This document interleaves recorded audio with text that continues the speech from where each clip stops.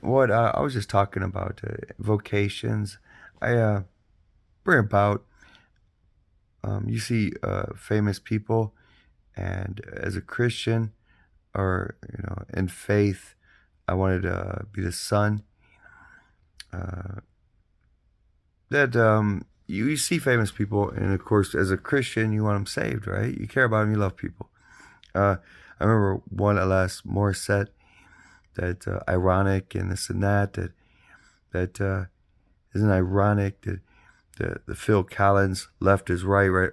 I say left, you say right. I say right, you say left. Yeah, different people get cursed, they get blessings. As the Evan Almighty love me less is joking. Sometimes God curses us to be a blessing, and that we toil and work for 8 hours, 12 hours. Some people at factories, at businesses everywhere, we stay out of trouble. We're working, we're productive, helping people to eat, to survive. The curse that the ground is cursed, it's cursed that we have to toil to eat or to survive, right? That's the blessing. Because if you have a lot of extra time on your hands, what happens? You probably may dabble in pissing God off, right? So you're cursed. The curse is a blessing. You're staying busy. Uh, as far as vocations, and I see Alanis Morissette, she's been through some seemingly, say, evil attacks on her that would lead her. What came up against her was, well, I know a little bit, but salvation and deliverance is not my expertise. And I want to do a quick prayer. Heavenly Father, I do pray that you would deliver Les Morissette. I pray for his salvation. And it's kind of like, well, Jesus' vocation was salvation. Maybe not my strong suit. My vocation is politics. What would Jesus do in politics? That's what I try to go with. Um, but sometimes things bleed over. Like Jesus was brilliant, genius, but his Father's will was salvation, right? He has to lay the foundation. And of course, there's no way to the Father except through the Son, absolutely, through Jesus Christ.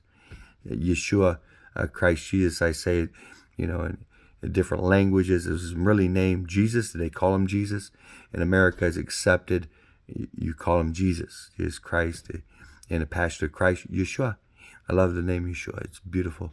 But as far as Jesus got political sometimes, that you made this a den of thieves instead of a house of prayer. That's political. That's the people ruled. The Pharisees ruled the Jews. That was politics. The house was politics. The temple, the Pharisaical temple, and of course it render unto Caesar what is Caesar's, and render unto God what's God's. That's political. What does Caesar own? Nothing. God owns it all. It's contextual. Let's see where your faith goes. Okay. Render unto Caesar what's Caesar's, render unto God what's God's. Caesar's inscripted name is on a coin, right? Is that mineral? Is that iron ore, whatever it is? Does Caesar own it? Oh, you say he does? Well, where is Caesar right now?